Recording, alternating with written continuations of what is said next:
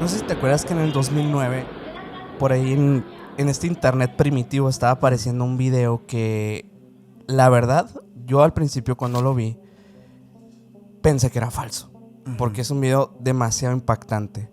Se trata de una mujer que aparece afuera de un hotel. Supuestamente el video se tomó, algunos dicen que en Monterrey y otros dicen que en Guadalajara. Hay versiones diferentes, pero creo que la versión oficial ya queda en Monterrey. Bueno, sale una mujer que se identifica como Gabriela Rico Jiménez.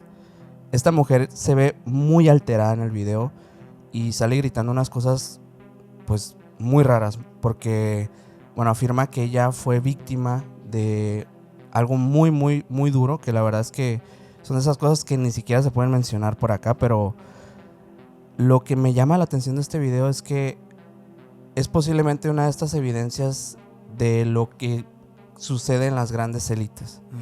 Una persona que afirma que hay ciertas conexiones con políticos mexicanos, personas incluso que gobiernan países del primer mundo, que realizan rituales muy oscuros con personas, y no solamente con personas adultas, sino en el video ya habla de bebés.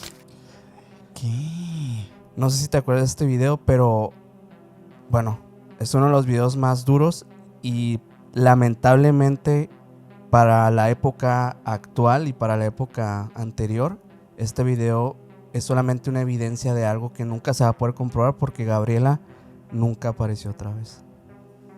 Wow. Y bueno, esto es apenas el inicio de algo que vamos a hablar el día de hoy, que estoy seguro que muchos de ustedes se van a quedar así como nosotros con esto. Venga, vámonos.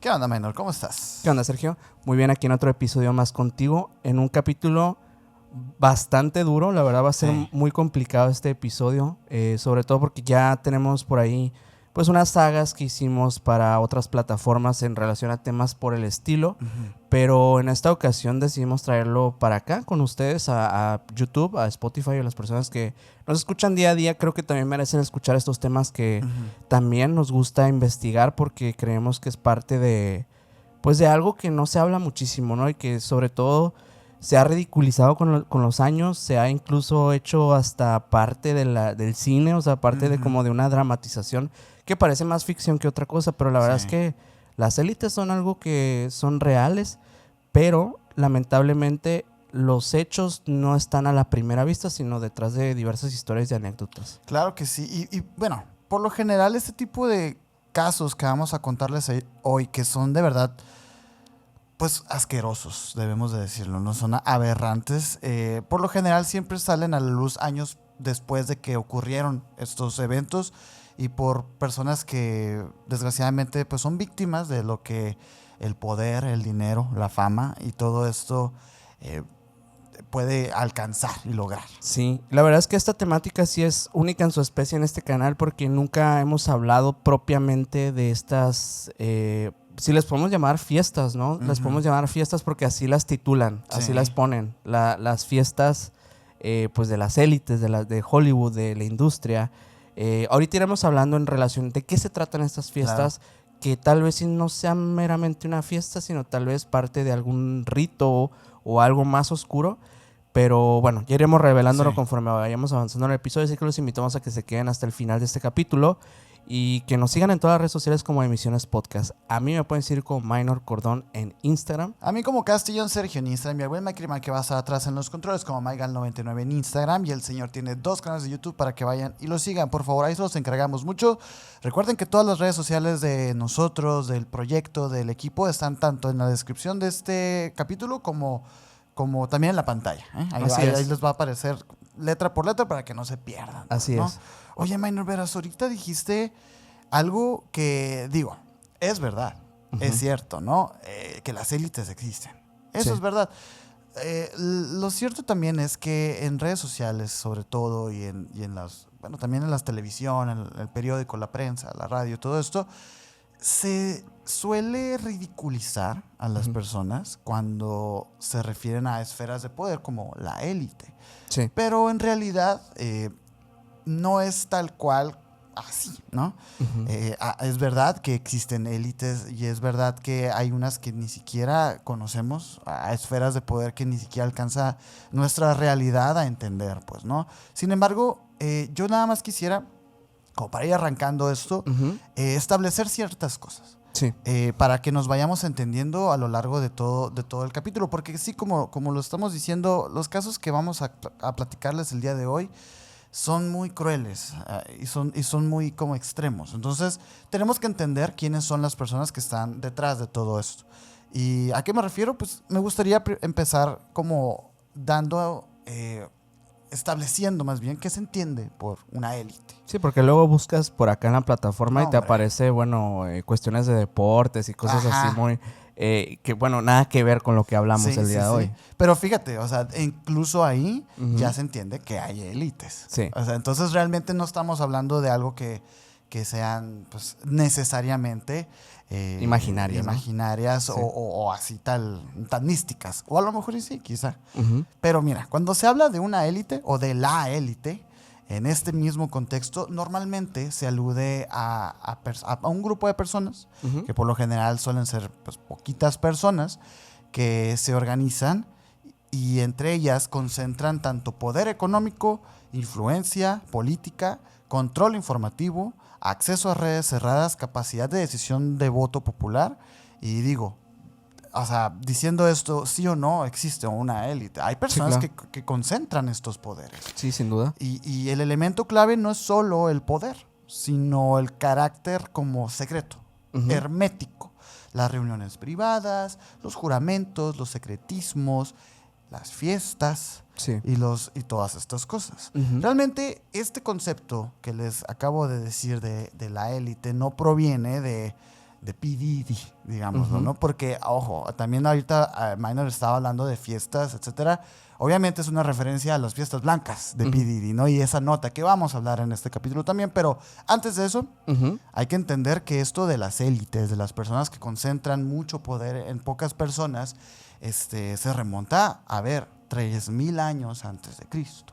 Sí, Es claro. muchísimo atrás. Obviamente no era lo mismo, ¿no? Ujú. Estamos hablando de sacerdotes, estamos hablando de reyes, de conocimientos reservados, de místicos y todo esto. Sí. Aquí es cuando nace el patrón que conforma ahora sí que todo el entendimiento de la élite como tal, que es una simple ecuación. El saber es igual a poder Ujú. más secreto. El saber es igual a poder más secreto. No hay más. Aquí Sí. es donde se conjuga esta fórmula que pues con el paso de los siglos se va a ir refinando y volviéndose cada vez más y más y más Ujú. complicada. Porque hasta aquí en la antigüedad estamos hablando de personas pues que más o menos tenían un acercamiento místico con seres ultrapoderosos como dioses, semidioses, etcétera. Pero luego, mientras más vamos avanzando en la humanidad y en el entendimiento de todos, Ujú. pasamos punto a la Edad Media. Y en esta Edad Media ya cambia un poco, porque ya dentro incluso de las mismas religiones se empiezan a diversificar entre órdenes religiosas. Ujú. Hay unos que creen en sí, en Cristo, pero a lo mejor creen en Cristo de esta manera o de esta otra manera. Sí. Aquí es donde nacen los famosísimos templarios, la orden del temple, vaya, Sí. ¿no? Que ellos pasaron de ser guerreros a ser banqueros y después a ser custodios de los secretos, que luego evolucionaría también ese mismo concepto y estas mismas personas a lo largo del tiempo, pues a los Rosacruces, etcétera, ¿no? Ujú. Aquí es donde se concentra muchísimo el poder espiritual también en un solo lugar, en el Vaticano. Ujú. Ahí Sí. es donde también se pudiera empezar a entender a la casa de la élite, el Ujú. Vaticano, el lugar más sagrado y más importante, digamos, de la religión que en ese momento estaba poblando el planeta, ¿no? Sí. Después nos vamos al Renacimiento y aquí se pone un poquito más interesante porque empiezan a salir, ya no nomás eran los sacerdotes ni los cultos, aquí ahora eran sociedades completas, Ujú. las sociedades discretas o las sociedades secretas también que se les Sí. conocía, ¿no? La masonería y Los estas. francomasoneros, los iluminados de Baviera, Ujú. que Sí. luego, bueno, Illuminatis. Se iban a convertir en los famosísimos Illuminatis, los Rosacruces que yo te los mencioné y los alquimistas, que todavía quedaban rezagados como Paracelso, Sí. incluso me atrevería a decir un John Dee por ahí. Sí, pues que no pertenecían propiamente a un grupo de estas sociedades, sino que tal vez estaban en ciertas élites políticas. Sí. Además, en este periodo, que te estoy hablando más o menos del 1500 a 1800, en este periodo aparece también algo que hasta el día de hoy todavía tenemos, ¿no? Que son aquellas familias poderosas. Ujú. Aquí nace la idea moderna de la élite como algo que está guiando la historia. Sí. Porque estas familias, que también vamos a hablar de ellas, ¿no? Sí. De estas familias empiezan a derivar mucho poder y a su vez, por ahí se menciona incluso, pues que controlan decisiones geopolíticas Ujú. que iban a terminar pues, desencadenando conflictos bélicos muy grandes, que iban a cambiar el mundo, ¿no? Sí. Eso pasa, ¿no? Y luego después, ya pasando al renacentismo, la ilustración, vamos a principios del siglo XX, desde 1800 a 1914. Aquí hay 3 conceptos que se tienen que establecer para entender el rumbo de la élite: dinero, Ujú. dinastías y bancos. Ujú. Hay una familia en particular que engloba estas 3, Sí. los Rothschilds. Sí. Y ellos, vaya, que tienen tela de donde cortar. Sí. Hoy en día se cree que los Rothschilds ya han perdido muchísimo de su De poder. su poder, sí, claro. Que ha crecido tanto, que ha sido una familia tan grande, Ujú. que pues empezó a diluir todo ese poder, pero quizás y estemos en un rotundo error. Pero bueno, Sí. esa es una solamente, es un ejemplo, ¿no? Después, ahora sí vamos a un periodo histórico que es uno de los más importantes también. Fíjate que antes de empezar a grabar este capítulo, yo empecé a acomodar como mis ideas y los tiempos, sobre todo, de algunos hechos históricos. Ujú. Se sabe, por ejemplo, que la familia Rothschild fue una de las que dicen que Ujú. propició la Revolución Francesa, Ujú. que fue una de las familias que, digamos, financió Ujú. al bando que ganó. Sí. Cuando llegamos al periodo del siglo XX, ya 1914 por ahí, Ujú. pasa algo muy curioso que incluso nos lo enseñan en clases de historia. ¿Qué fue lo que desencadenó la Primera Mundial? La Primera Mundial dicen que fue el desvivimiento de Franz Ferdinand, del archiduque de Austria. Ujú. Sí, eso fue lo que desencadenó. Eso fue, digamos, La gota que derramó gatillo. los- Ajá. Ajá. Pero veníamos ya de unas tensiones imperialistas de todas las potencias del mundo, sobre todo en Europa, que tenían que explotar.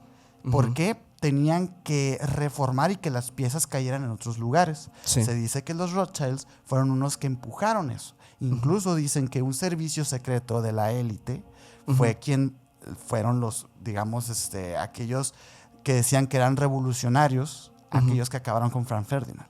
Sin embargo, se habla que quizás sí fueron enviados por los mismos Rothschilds, o financiados por lo menos. Sí. Este periodo es el que explota y aquí empieza a acomodarse de nuevo el mundo y nacen nuevas cosas que iban a darle también como el poder a quienes escogiera la élite. Aquí aparece también una élite política llamada Skull and Bones, que es muy famosa también. Y ahorita Sí. también, digo, esto es solamente un pequeño resumen para que nos Sí. ubiquemos y que sepan ustedes perfectamente a quién nos referimos cuando decimos la élite, ¿ok? Después de esto, bueno, aparece la sociedad Thule y se empieza a diversificar muchísimo, a agarrar muchísimo aire también el tema espiritista, etcétera, y crece, pero eso no, como tal, no ejemplifica el poder. Después de esto, este periodo dura hasta 1945, cuando acaba la Segunda Mundial. Y de ahí a los 90 aparecen otras formas de manejar el poder. Los clubes privados. Fíjate, pasamos de quienes escuchan la voz de Dios a clubes privados. Personas que simplemente tienen mucho dinero, se juntan y toman decisiones entre ellos. Estoy hablando del Bohemian Group, estoy hablando del grupo Bilderberg y estoy hablando de la Comisión Trilateral. Se consolida aquí la idea de la élite global no electa. Sí. Aquellos que decidieron estar ahí y porque tenían el poder y el dinero, estuvieron ahí. Simple y sencillamente por eso. Y aquí, pues, obviamente, también se empieza a diversificar el mundo del entretenimiento, Hollywood, el deporte, Sí. y se empieza a crecer. Sí, ya deja de ser linaje familiar, pues. ya no es tan sencillo, ya no más tienes que ser el rey de No. tal lugar, ¿no? Ya gracias a los modelos económicos como el capitalismo, empezamos a tener personas que de la nada subieron hasta el trono, pisoteando a todos, por supuesto, como el presidente de Estados Unidos actual. El día de hoy, que ya también tiene su historia, tiene su capítulo aquí con nosotros de su historia, de cómo él, realmente él no, pero su familia, sí, su abuelo, de ser emigrantes a multimillonarios, pues, ¿no? Sí. Ahí es cuando se empieza a crecer. Pero entonces dirías tú, ¿qué pasa hoy en día, en el siglo XXI, hasta el día de hoy? Hoy nace una nueva forma del poder, los tecnócratas o la tecnocracia, que son quien tiene los datos, quien tiene la información manda. Y aquí empiezan a aparecer otras esferas de poder. Otras esferas, como el Foro Económico Mundial en Davos, las alianzas entre tecnología, política y finanzas. A Mark Zuckerberg ahí, en el grupo Bilderberg, los desarrolladores de inteligencia artificial ahorita son los dioses Sam Altman, del poder. ¿Sí? Todos estos personajes que incluso polémicos son hoy en día, ¿no? Y por ejemplo, dentro de estas esferas, se cree como que el poder se vuelve algorítmico, se vuelve invisible y se vuelve también caótico, porque ya son muchas cabezas de la hidra. Y de hecho hay una muy grande que cayó, que tenía una isla. Tenía una isla y cayó. Sí. Y esta persona destapó una cloaca de lo profundamente corrupto que es el sistema a día de hoy. Y todo es gracias a esta línea del tiempo que les acabo de decir. Todo tiene un principio, pero también todo tiene un final.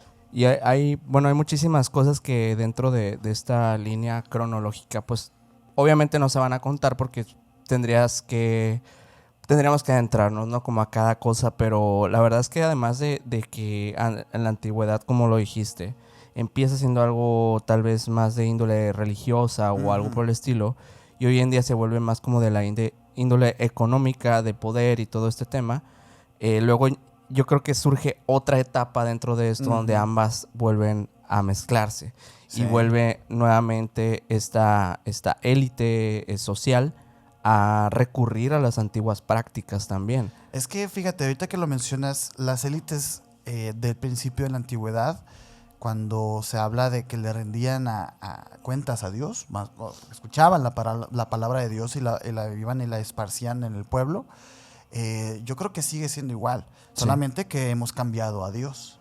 Sí. Ya no es Dios, ahora es el dinero. Sí, y bueno, yo creo que incluso sí el dinero como la gran base del todo, ¿no? Pero también creo que hay ciertas cuestiones que hoy en día son leyendas urbanas, pero sí creo que detrás de cualquier leyenda hay una realidad. Y es que, por ejemplo, se dice que muchos de estos grupos llegan a adorar a figuras como Moloch, ¿no? Por ejemplo. Que la verdad es que, Bohemian Grove es básicamente lo que...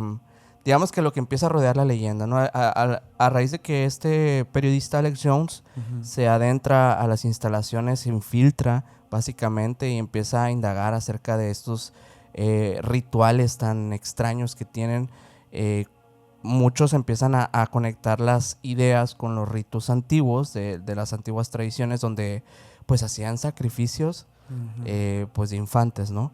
Y esto lo hacían pues en torno en un sistema como de protección energética. Y a mí no se me hace tan descabellado pensar, yo no sé si en lo que, por ejemplo, le pasó a Gabriela Rico sea algo real. Yo espero que no, pero la verdad es que llama mucho la atención que no es un testimonio nada más el que existe, sino diversos testimonios que afirman que estas figuras todavía siguen adorando a figuras como estas, ¿no? Y de hecho, antes de continuar, me gustaría que le dijéramos a la gente quién es Moloch, porque de ahí parte un poquito la controversia, yo creo, la polémica, porque sí, Moloch es una deidad sumeria, si no me equivoco. Sí, de ¿Babilonia? Mesopotámica. Mesopotámica, muy antigua. Sí. Realmente pudo haber sido cualquiera de las tres, ¿no? Sí.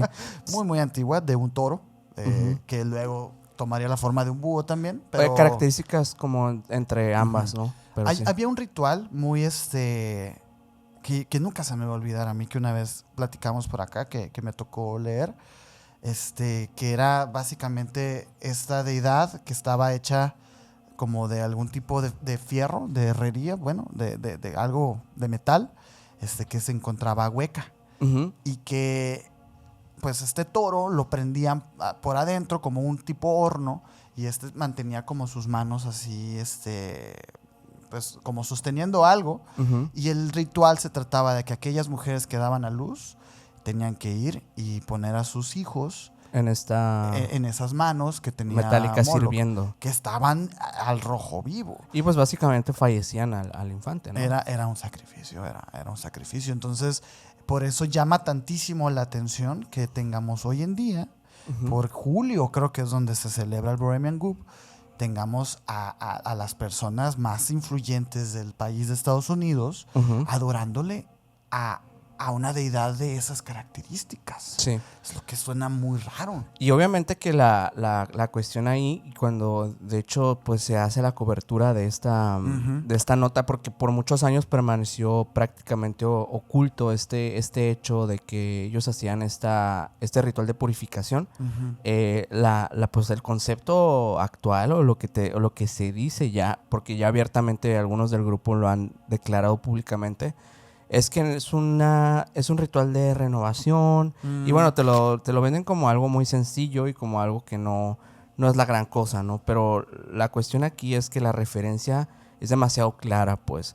Nos recuerda a ese hecho donde se hacía el mayor sacrificio, donde tal vez sí, pues sí, para un periodista que se infiltra, pues no iban a mostrar todo, ¿sabes? No. Además que hay cuestiones que han afirmado personas que trabajaron pues durante estos campamentos del Bohemian Grove, que es básicamente pues un campamento donde se internan en esta temporada del año, y las personas que trabajan ahí tienen que tener discreción absoluta. O sea, una de las grandes condiciones es conservar ese hermetismo y anonimato, ¿no? Como tú no puedes interactuar con con los miembros, sino que solamente vas a ser una persona que va a servir como un empleado, pues, ¿no? Y Pero tú no ves, no escuchas. no ves, no escuchas, ni preguntas, ni sabes nada. Y en cierto punto hay espacios, lugares de ese mismo complejo, que ha sido el mismo durante todos los años, que está totalmente pues sellado a la vista pública. Es decir, que ni siquiera este periodista pudo tener acceso a todo esto. Hay una foto, ¿no? Sí. Háblame de esa foto que vamos a poner aquí. ¿Cuál es la historia de esa foto? La fotografía del búho grandote. Del búho grandote. Pues ese es el ritual de purificación que hacen, que es una vez, no lo hacen pues cada que, no son varias veces al año, sino es una vez al año nada más. Y ese es el que te comento, que es como una cuestión más de renovación de los miembros, como que ellos digamos que liman asperezas consigo mismos con este ritual. Se supone que lo que se ve por ahí son unas bancas, aparentemente, yo lo veo y yo digo es que parece como una clase de misa. Sí. O sea, sí. la verdad es que no se me hace otra cosa. Pero hay personas que dicen que en realidad pues este rito tal vez y solamente es como la primera etapa, ¿no? Porque se cree, y digo por hay filtraciones como de personas que han trabajado ahí, que en realidad sí hay otras prácticas que van más de la índole física que ellos hacen, pero estos son en habitaciones más secretas. Y pues sí, también tienen conexiones como que con esta adoración a la deidad. Y en general sí se cree que es Moloch a quien adoran. Por otro lado, también hay personas que dicen que hay otras deidades que se afirma que en estas sociedades secretas se han adorado como para estos mismos beneficios. Otra de ellas es Baphomet, por ejemplo. Baphomet también es una figura que de hecho no tiene un origen muy claro. Hay quienes dicen que fueron... Baphomet es una de esas deidades que han sido bien maltratadas por la historia. Antes eran esto, luego volvieron a hacer esto. No sé, y por lo mismo, digo, no se sabe exactamente el origen, no tiene un origen claro. Hay ciertas teorías que apuntan a la masonería, hay ciertas teorías que apuntan incluso a los templarios. Hay un poquito de todo con Baphomet, pero en esencia, pues este ser que hoy en día representa una especie como de deidad que es una dualidad, ¿no? Incluso en su misma fisionomía, pues no es ni hombre ni mujer. Exacto. En ese mismo, es como un yin yang, ¿no? Sí. Cumple esta función de la dualidad masculina-femenina, la inversión de valores, el conocimiento oculto y también el poder sobre la materia.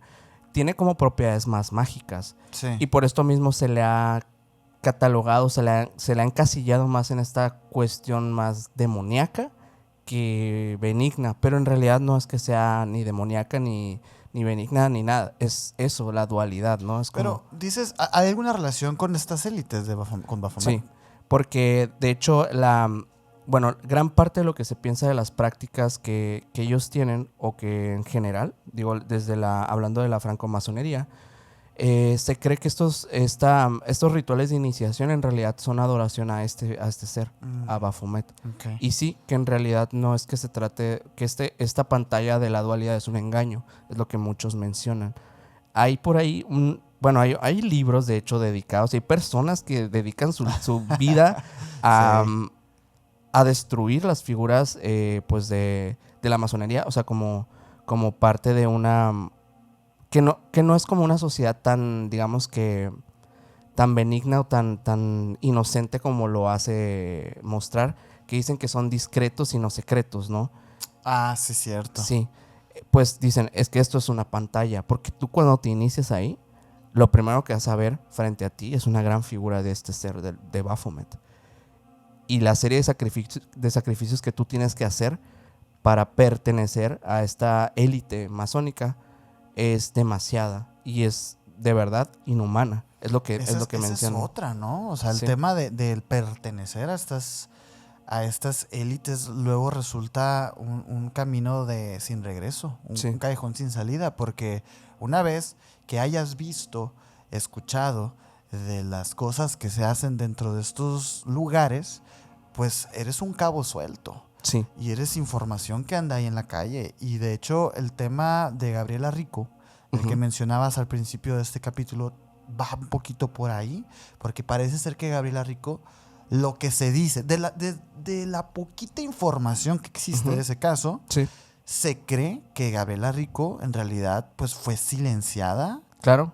Como lo han hecho con un montón de artistas. Exacto, ajá. Y con personas influyentes en la historia. Y se sabe, Sí. Y de hecho, ahí es donde radica, yo creo, el problema de como tal la élite. Porque fíjate, yo tengo un dato aquí, un caso, que me pareció muy interesante acerca de las fiestas privadas en Davos. Ahorita que les decía acerca del banco ¿no? Que es uno de los lugares que maneja un gran porcentaje de todo lo que es el dinero en el mundo. Imagínate, Sí. estamos hablando de la élite, pues muy, muy fuerte.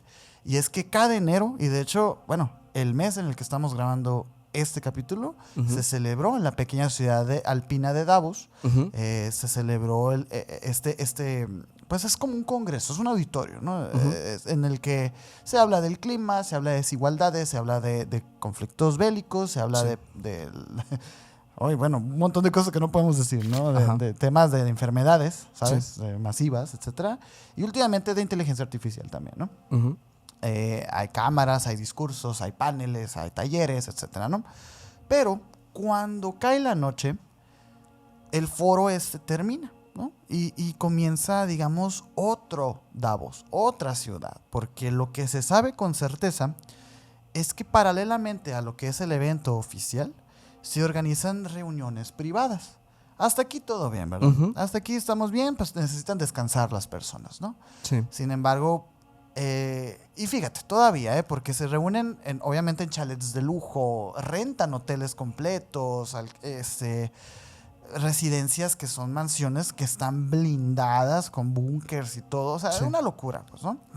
Hasta aquí todo bien, dices, bueno, tienen dinero, ¿no? Tienen dinero y se lo están gastando. Pero el problema comienza porque, uno, estas reuniones no figuran en ninguna agenda, no admiten prensa y no dejan ningún tipo de bitácoras o actas. Nada. Solamente hay acceso para los invitados que se invitaron de manera personal. Ni siquiera digas tú, una invitación. Así, te tienes que conocer a la persona y haberte invitado, ¿no? Además, seguridad privada, prohibiciones estrictas de teléfonos, por supuesto. Ujú. Y bueno, hasta este punto dices, bueno, ¿no? Todavía es aceptable. Aquí es aceptable, quieren su privacidad, etcétera. Pero hay una noticia que salió en 2019 en el Financial Times que publicó un reportaje que se volvió viral. Y de hecho por ahí alguna vez lo platicamos, creo que ni siquiera lo grabamos, pero hay agencias, de escorts. Ujú. Sí, las pues mujeres de compañía, ¿no? De esos. Pero de lujo, ¿no? De lujo, de lujo. De Ujú. hecho, o sea, agencias de escorts en Suiza, en Alemania y en Europa del Este. De eso se trata el reportaje, pues que estas agencias reportan en enero un aumento de hasta el 300% Ok. de demanda. De contratación. Ajá, de Ajá. contratación, que son reservas hechas por intermediarios, no directamente por los clientes como tal, empresas fantasmas, ¿sabes? Una discreción pues muy, muy grande, ¿no? Solicitudes muy específicas, nacionalidades, discreciones absolutas, pagos en efectivo o mediante otras empresas, acuerdos de confidencialidad y edades. ¿Edades? Y sí, hay unas que sí son muy jóvenes. Ok. Muy, muy jóvenes.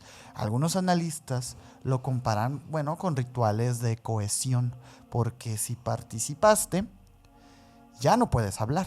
Ok. Si miraste, ya estás adentro, güey. Ujú. Que es lo que decíamos ahorita. Es una de las teorías que más se repiten, que se sostienen con esto de Davos, es que, bueno, es más bien como una liberación psicológica para los clientes, en este caso, para los miembros, pues, ¿no? Porque Ujú. están lejos de sus países, están fuera de las jurisprudencias habituales, están protegidos, digamos, por estatus diplomáticos por ahí medio, pues estás ahí por algo, ¿no? Contratos privados y así. Pero desde el caso del señor de la isla, muchos periodistas comenzaron a mirar a Davos con otros ojos y Ujú. dijeron, pues varios de los que están en esta conferencia, en este Foro Mundial de Economía en Davos, pues también estuvieron en la isla. Hay una conexión. Hay personas que están en las listas, Sí. fotos, ya es que hace poquito se volvieron a viralizar, Ujú. a liberar, más bien. A liberar más fotografías, Más ¿no? fotografías. Donde ya aparecen figuras muy reconocidas Mm, de la industria tecnológica, ¿no? Entonces, dices, bueno, son las mismas personas. Y se ve el registro. Dices tú, pues, oye, pero Sergio, cuéntanos más. Es que no hay más. No. Es que esto es. No lo que. No dejan que fluya esta información. Porque es información que los compromete directamente. Y además hay escalas de poder que están todavía Ujú. cubiertas por pues un montón de ramas de información. O sea, todavía lo que sabemos incluso de este caso, que ya fue el caso más Ujú. viral de esta temática de la élite. El de la isla. El de dices. la isla. Sí. O sea, en este caso hay capas de información todavía que no se Uf. van a liberar porque hay personas que están comprometidas en este tema, Ujú. que están en el poder actualmente. Sí. Por esto mismo es demasiado difícil que esto se sepa. Digo, no culpando a nadie, simplemente diciendo como que tal vez el simple hecho de que exista una indirecta conexión de alguien en esto Ujú. signifique pues tal vez el fin de sus carreras, ¿no? Entonces Sí, muchos están protegiéndose en sí. ese sentido. No digo que todos estén involucrados, aunque sí hay muchos que sí. No, es que hoy en día, mm, aunque haya sido a recoger a alguien a la fiesta, que te hayan visto ahí, ya te compromete. Es suficiente. Güey, ya te compromete. Es suficiente. Ya ves cómo lo pasó con lo que pasó con el caso de P. Diddy. Sí. Un montón bueno, pues todo Hollywood quedó manchado porque salían las fotos, salían los Sí. videos y estaban todos ahí. Y todos. justamente por eso, fíjate, hay una cuestión que, ahorita que hablamos de los Rothschild, Ah, sí. hay unas fotos muy famosas, ¿no? Que, Hablemos de eso, ajá. porque, de hecho, se conecta con lo que estamos mencionando, porque la relación con estas cosas llega a ser muy polémica, y por esto mismo se pide tanta discreción. Pero hubo una época donde estas fiestas y estas cosas, pues eran incluso más discretas y más secretas, porque la relación directa era pues de persona en persona, o sea, No había cámaras. no había cámaras. Ujú. Pero pues ellos cuidaban de igual forma sus identidades, ¿no? Porque, bueno, las cámaras eran cámaras, pero era la prensa. Sí, claro. No eran celulares, smartphones, ¿no?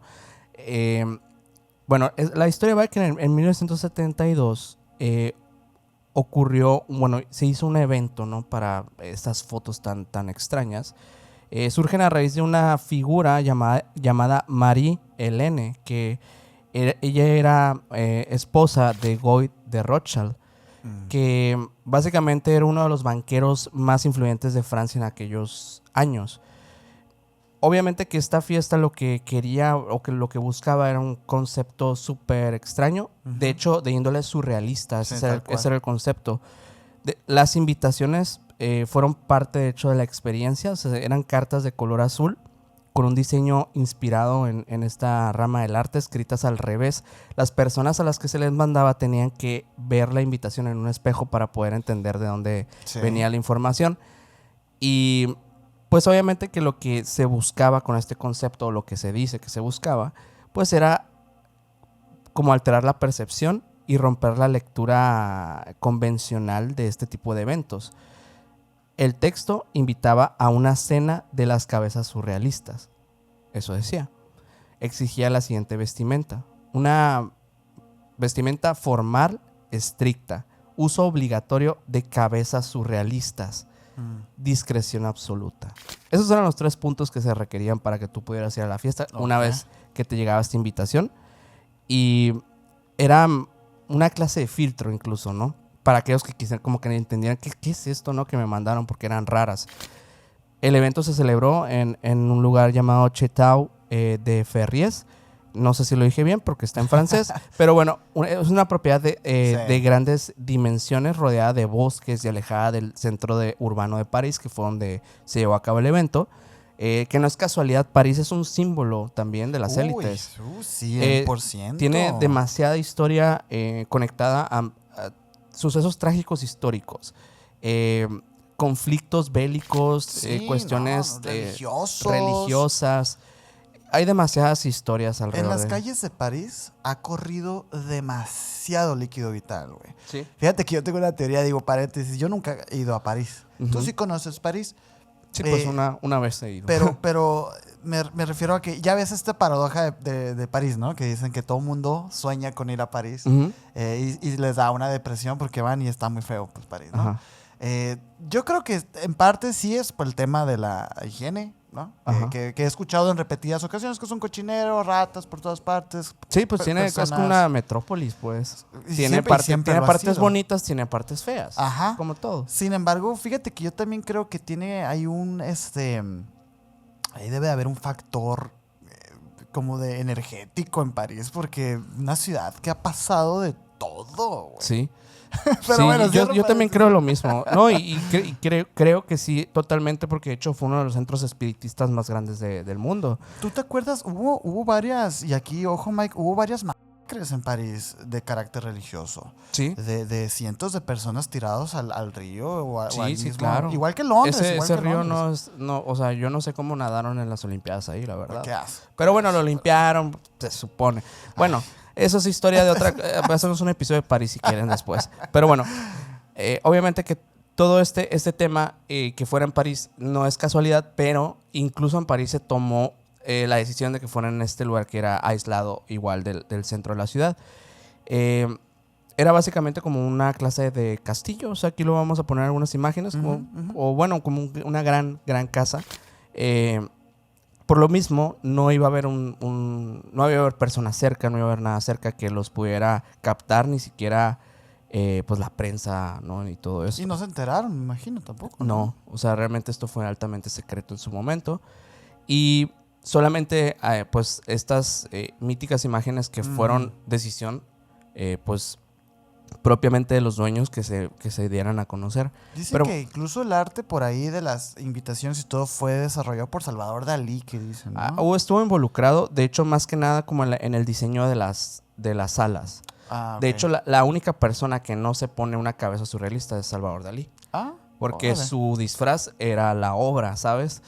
Ay, me cae bien gordo, Salvador Dalí. Pero bueno, el 12 de diciembre de 1972 los invitados comenzaron a llegar alrededor de las 9 de la noche y que el castillo estaba iluminado con luces anaranjadas que le daban un aspecto un poco habitual. Parecía como una clase de teatro o algo así, y no había música ni personal visible esperando en la entrada como se suele hacer en este tipo de eventos de lujo.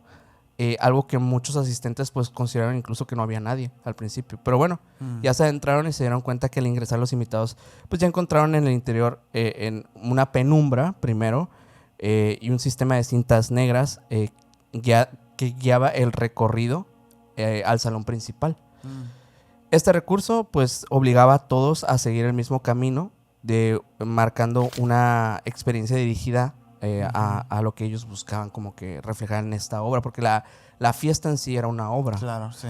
Los miembros de la servidumbre vestían disfraces de gatos, actuando de manera silenciosa, a veces simulando dormir, otras guiando suavemente a los invitados que se desviaban, y el objetivo parecía ser romper pues todo el concepto del servicio doméstico, ¿no? Como tradicionalmente se veía en las élites, que ellos tuvieran otra experiencia de ese tipo, ¿no? El salón principal está decorado pues de una manera claramente surrealista, que pues tenía como maniquís, algunos objetos disecados, composiciones que combinaban cuestiones como aberrantes con belleza.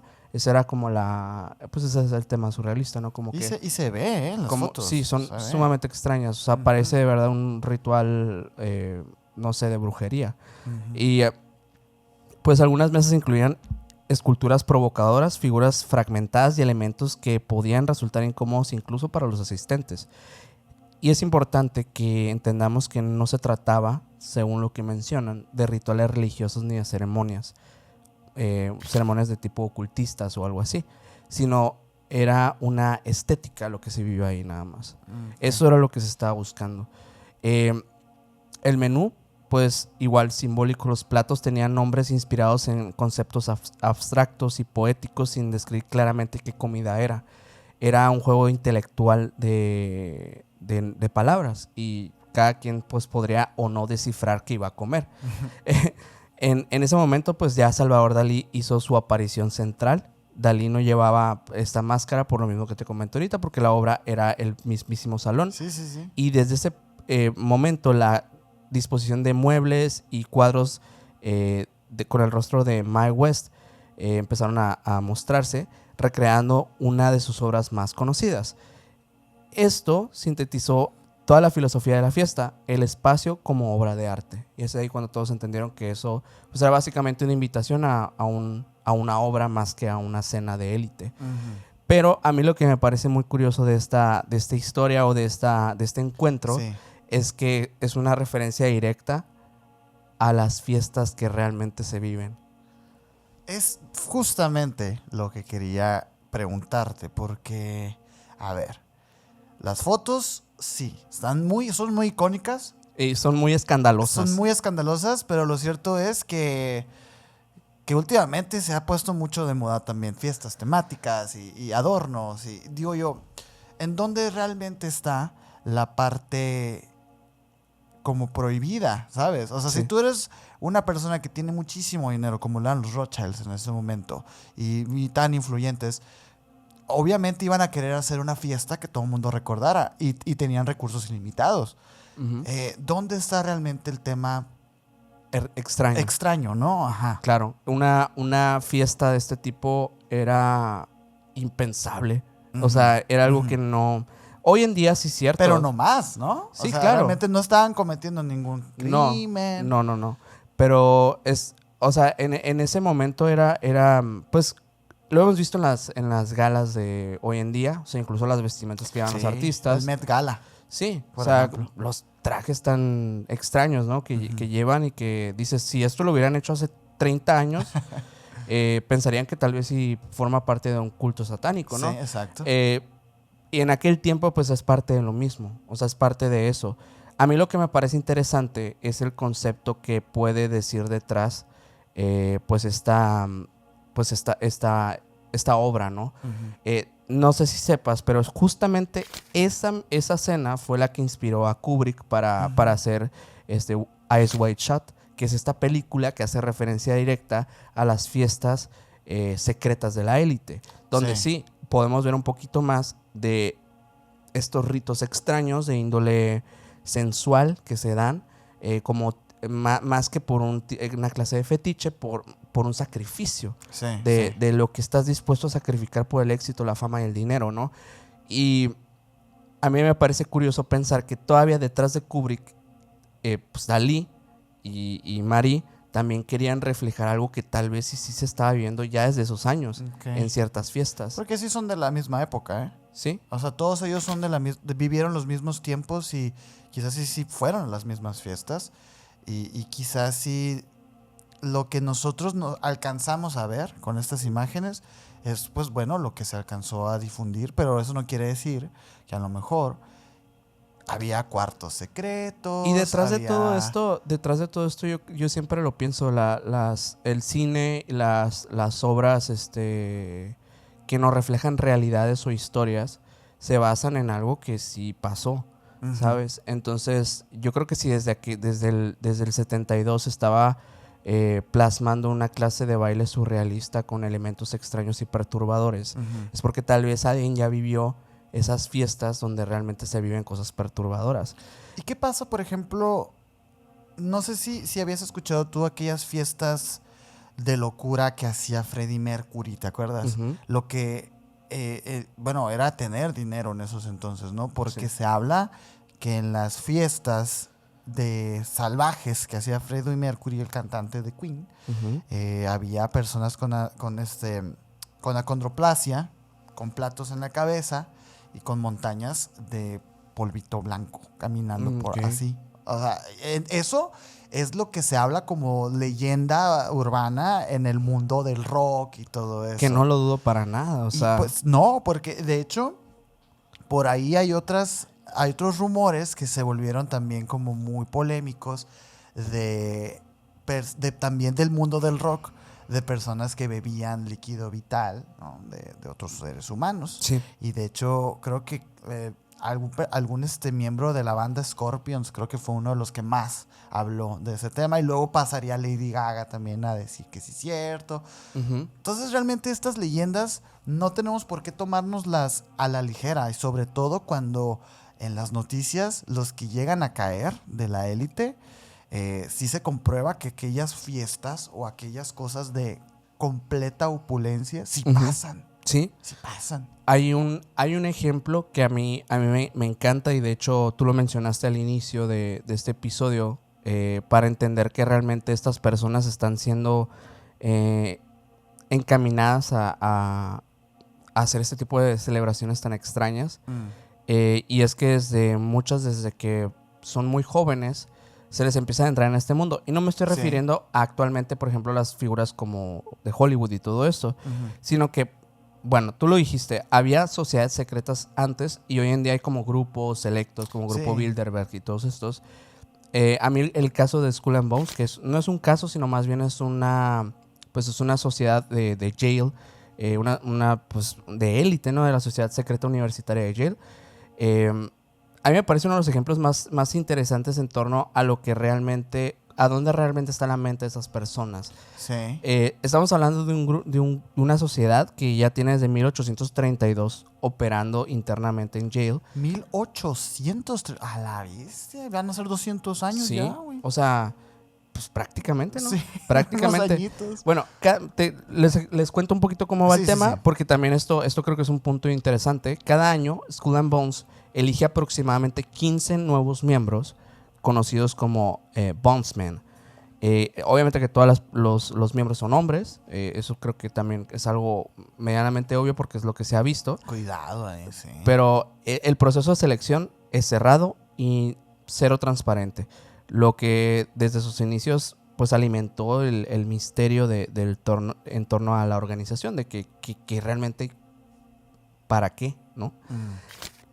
Lo que distingue a Skull and Bones de otras fraternidades no solamente este elemento de exclusividad, sino que también tiene una estructura ritualizada Esto es abiertamente algo conocido. Su símbolo asociado a la muerte y el renacimiento es algo que es 100% real, es algo que, digo, dentro de la información que se sabe, que se conoce de ciencia cierta, es que esos son sus elementos de inspiración y que además influyen en todas las decisiones del grupo y como el crecimiento de un miembro, ¿no? El centro físico y simbólico de la sociedad es un edificio conocido como The Tomb, ubicado en el centro del campus de Yale. Desde el interior parece como un mausoleo sin ventanas y su arquitectura deliberadamente cerrada pues refuerza esta idea de la separación con el mundo exterior y del hermetismo que ellos tienen con el tema de la información y lo que pasa adentro de la organización. Según exmiembros y testimonios indirectos, porque se supone que cuando tú fuiste Skull and Bones, tú no puedes hablar de qué hacen ahí dentro, ¿no? El interior está dividido, según ellos, ¿no? Según cosas que no se dicen, pero sí se dicen. El interior está dividido en salas ceremoniales. Hay símbolos de calaveras, relojes, espadas y cofres.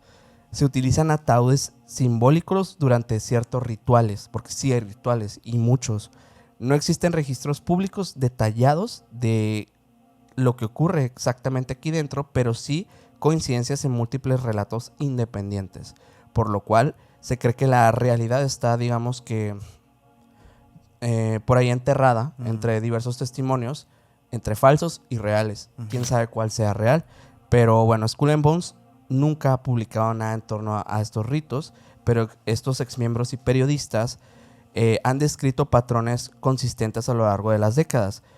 Número 1, rituales nocturnos dentro de la tumba de este edificio, de este complejo. Juramentos de silencio de por vida. Uso de la muerte como ataúdes y calaveras como un refuerzo de la hermandad. Narrativas de muerte del individuo y renacimiento como miembro. Es como si tal vez hicieran una referencia a un reset para convertirte en ellos, ¿no? Uno de los rituales más citados es conocido informalmente como la confesión, donde el iniciado debe relatar detalles íntimos de su vida, incluidos aspectos sensuales y personales, frente a todos los miembros del grupo. Un ritual de humillación, güey. Es un ritual de humillación, pero bueno, dicen que el objetivo en realidad no es tanto humillar, sino despojar al iniciado de secretos. Vulnerabilizarlo. Yo creo que, mira, esto lo hacen las sectas. Sí. Lo hace, la cienciología lo hace. Es coercitivo 100%. Es para obtener tu información y vulnerarte, o sea, tener poder sobre ti, pues básicamente. Totalmente. Este tipo de ritual tiene paralelos con las órdenes iniciáticas históricas y donde pues lo vulnerable se comparte y crea vínculos profundos y difíciles de romper. Pero yo creo que va más por el otro lado, pero bueno, eso es lo que ellos mencionan. Acuérdense que estas personas, que ahorita daré algunos nombres, son poderosas. O vienen de familia. No es una fraternidad de cualquier universidad. Sí, no es como que sacaste 10 y te van a meter ahí. No. El símbolo central de Skull and Bones es una calavera con 2 huesos cruzados, acompañada del número 322. Ese número ha sido objeto de múltiples interpretaciones. Referencia del año 322 a.C., la muerte de Demóstenes, la clave interna sin significado público y un número de capítulo de una orden europea previa. Pero pues en realidad nadie sabe exactamente qué es ese número. Es un debate, ¿no? No hay confirmación oficial. Lo que sí, o lo que podemos indagar o intentar entender en torno al símbolo, al logotipo como tal, es que pues la muerte está presente, ¿no? Siempre. Ahí está.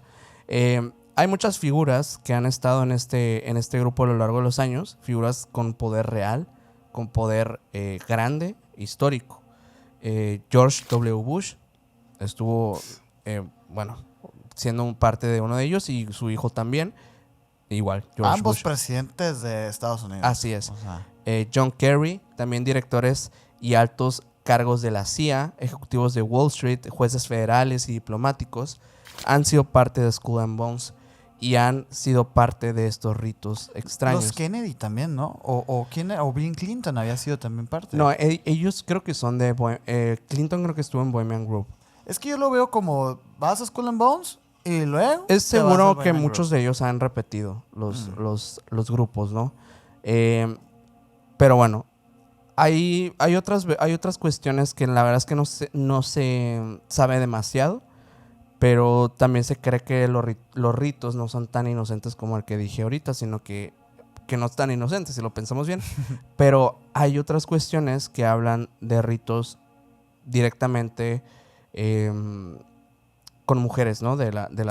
No de la fraternidad, sino de fraternidades hermanas, donde tienen que compartir lazos entre ellos. No quiero ser muy explícito, pero ya saben a qué me refiero cuando pues estoy metiendo otro elemento, ¿no? de femenino dentro de una hermandad de puros hombres. Y puede o no puede ser consensuado.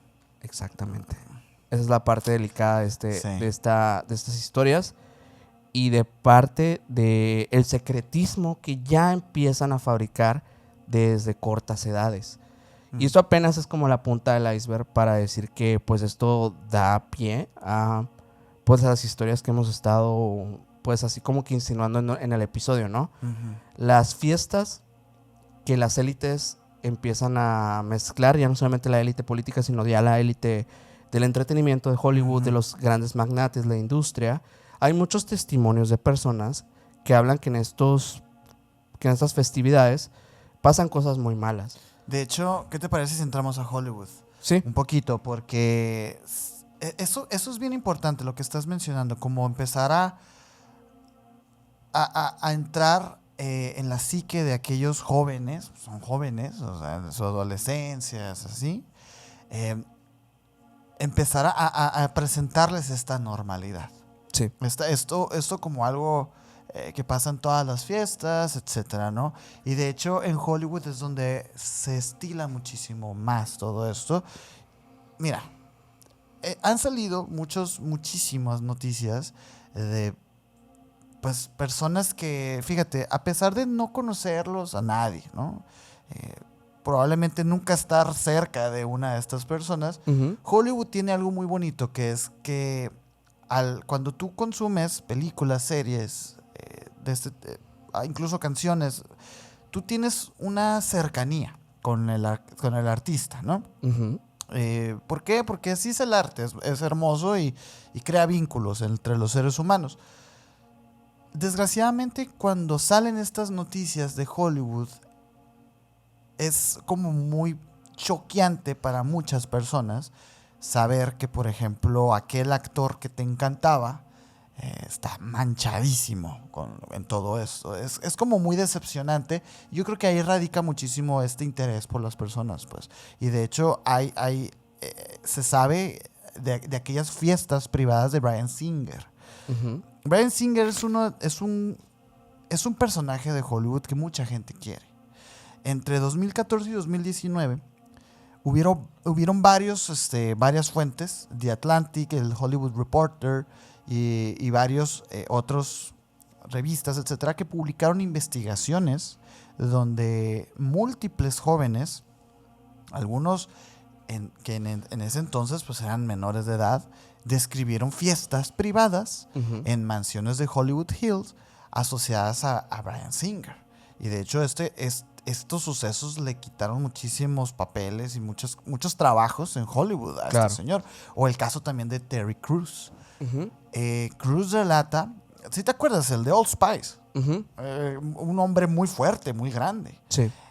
Este hombre relata públicamente que en una fiesta de estas privadas de Hollywood, de la industria, fue manoseado por un ejecutivo. Sí. Por un ejecutivo poderoso que después sabríamos que era Adam Bennett, de la agencia WME. Porque muchas de estas... El mundo de Hollywood es muy grande. O sea, es un ejecutivo poderoso que a lo mejor y nunca nosotros hemos escuchado de él. Claro. Hasta este momento, cuando empiezan las denuncias. O el círculo de fiestas de James Franco también. Que varias exalumnas demandaron a James Franco alegando que él daba clases privadas de actuación. Ajá. Y las hacía fiesta. Que derivaban en fiestas muy exclusivas, que se confundía con la formación artística. Les ponía ejercicios en las fiestas que las vulnerabilizaban a las chicas. y pues llegaba al punto culmine del acto, pues, ¿no? Y Sí. James Franco, al ser también uno de los galanes de Hollywood, pues lo tenía todo en bandeja de plata. Pero ese ni siquiera es el caso que te quiero hablar. Ujú. Hay un caso en particular que habla muchísimo esto de la normalidad. Y voy a hablarte de un actor que a la verdad a mí no me tocó, ¿no? O sea, es de los 80s, es Corey Feldman. Ujú. Este joven era una de las caras más reconocibles de Hollywood en los 80s. Era un niño, era un actor infantil. Él apareció en The Goonies, apareció en Stand By Me, en The Lost Boys y así, ¿no? Él entró a la industria pues muy joven, muy niño. Pues cuando en una época cuando la protección a menores era pues mínima, no había nada de documentos ni nada, no había pasado nada según esto, ¿no? Y desde hace más de 3 décadas, Feldman sostiene que Hollywood operaba y en parte sigue operando Ujú. con espacios cerrados donde los niños no deben estar, pero estaban, ¿no? Feldman no habló de un solo lugar físico, sino de un patrón, algo que pasaba cada vez que él iba a una de estas fiestas. Una habitación dentro de una fiesta privada donde los niños se les decía que no entraran. Ok. Fiestas, te estoy hablando en mansiones de Hollywood Hills, con alberca, vista a todos Los Ángeles, adultos influyentes por ahí, actores, productores, agentes, niños actores también que se encontraban ahí sin supervisión de algún adulto. ¿Qué está haciendo, no? Un niño. Sí. Aquellas fotos de Leonardo DiCaprio, chamaquito de 18 años, ahí en unas fiestas. Bueno, puertas cerradas, advertencias explícitas de no entre ahí.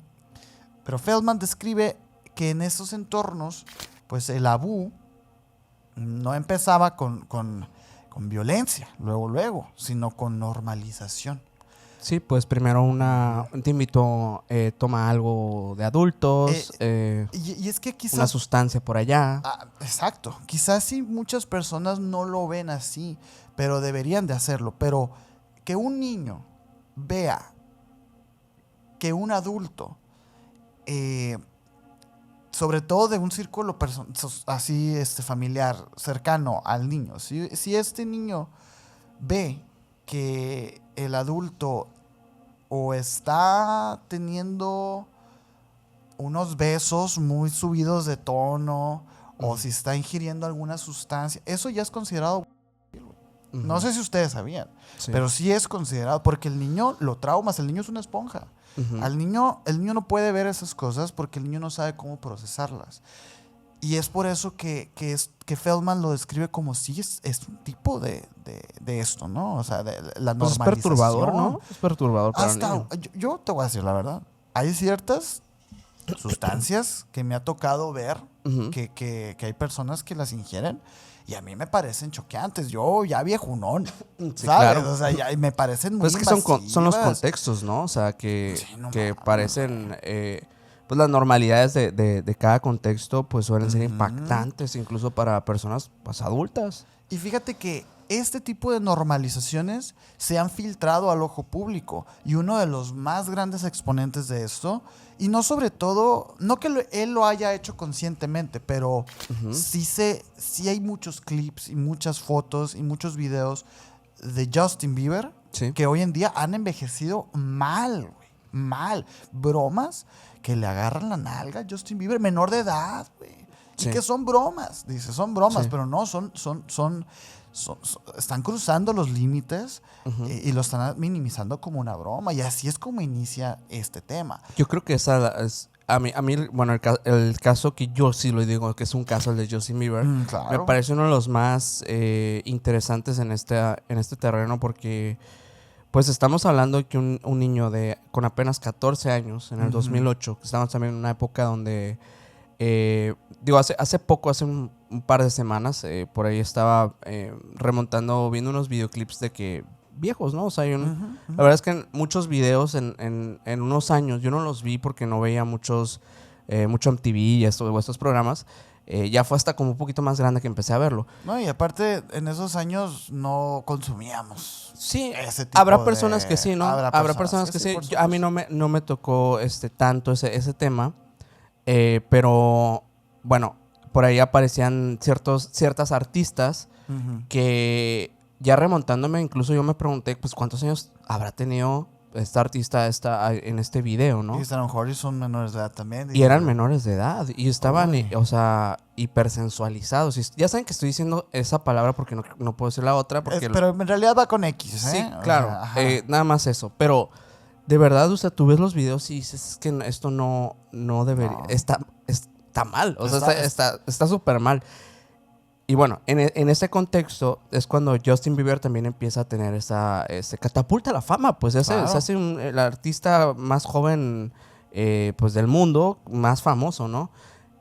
Digo, relación edad y fama, ¿no? Incluso llega a ser Ah, el más no. famoso. Ajá, o sea, Incluso, es innegable e indiscutible claro, el éxito que tuvo el proyecto Justin Bieber, claro, güey. claro. O Y sea, bueno, imagínate, en aquellos años, ujú. pues él era pues, en su momento, pues él, pues canadiense, pero luego pues tiene que, pues digamos que emigrar toda su vida a Estados Unidos, un contexto totalmente desconocido. Pues creo que su familia incluso era Eran cristiana, o sea, cristianos, ajá.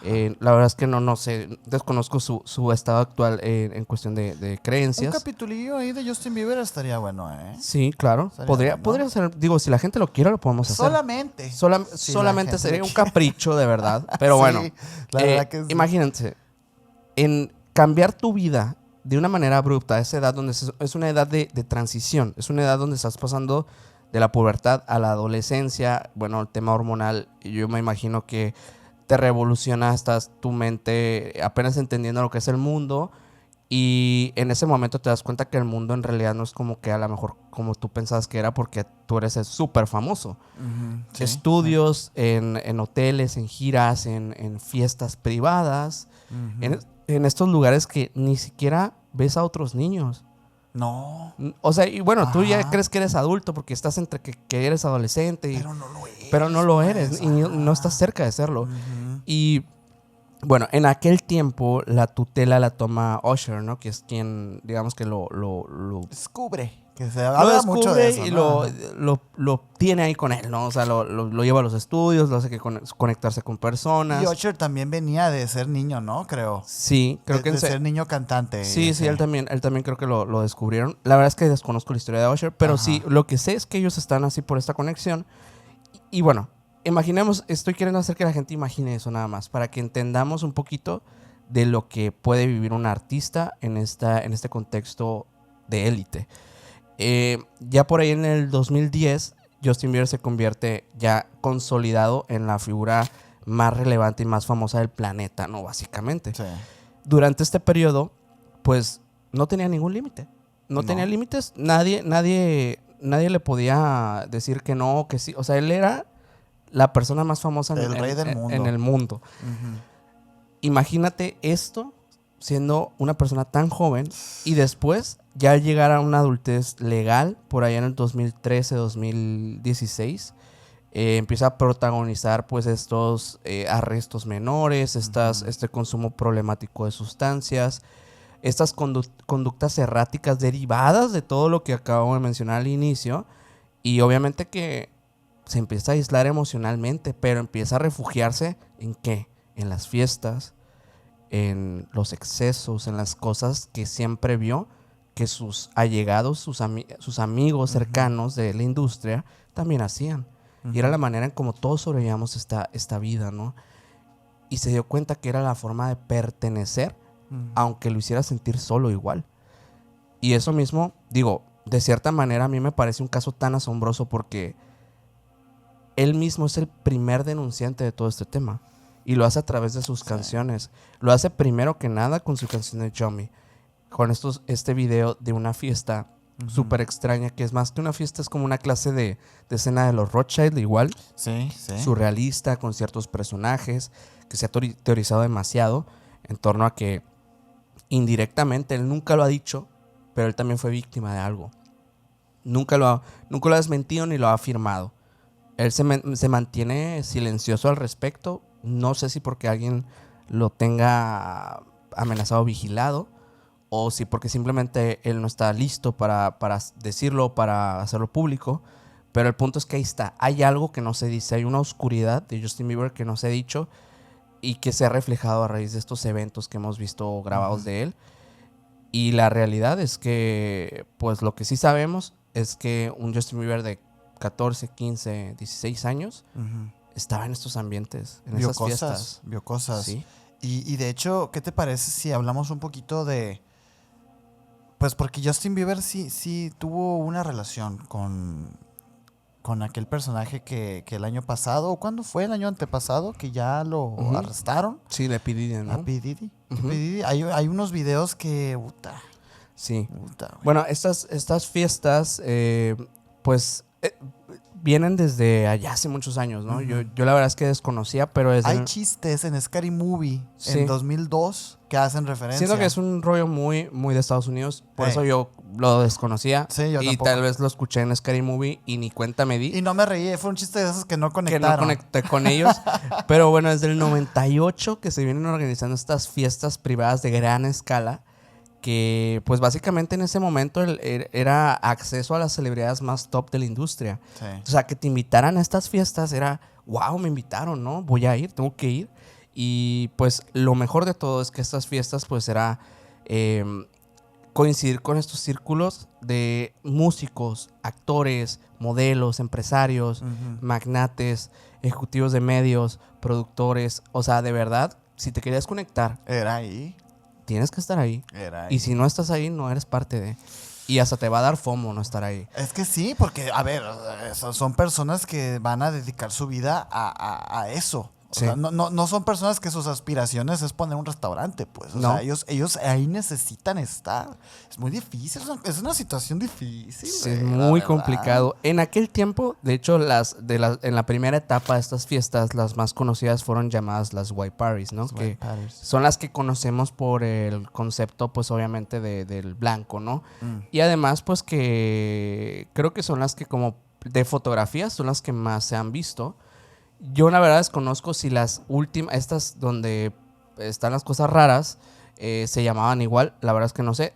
Mencionan los medios. Por decir de Ajá, una los manera, medios les ajá. llaman las white parties a todas, pero Sí. la verdad es que no sé si todas eran white parties. Pero bueno, eran principalmente celebradas en los Hamptons, que es una de las zonas más exclusivas de Nueva York. Yo creo que mucha gente sabe esto, pero lo único que necesitaban las personas para asistir pues era llevar su vestimenta completamente blanca y sin excepciones, ¿no? Esto era como el tema. Incluso creo que esto se lleva a terreno pues, de personas de que las fiestas empiezan a hacer que white parties, pues así en ciudades, ¿no? Que en México se podías hacer.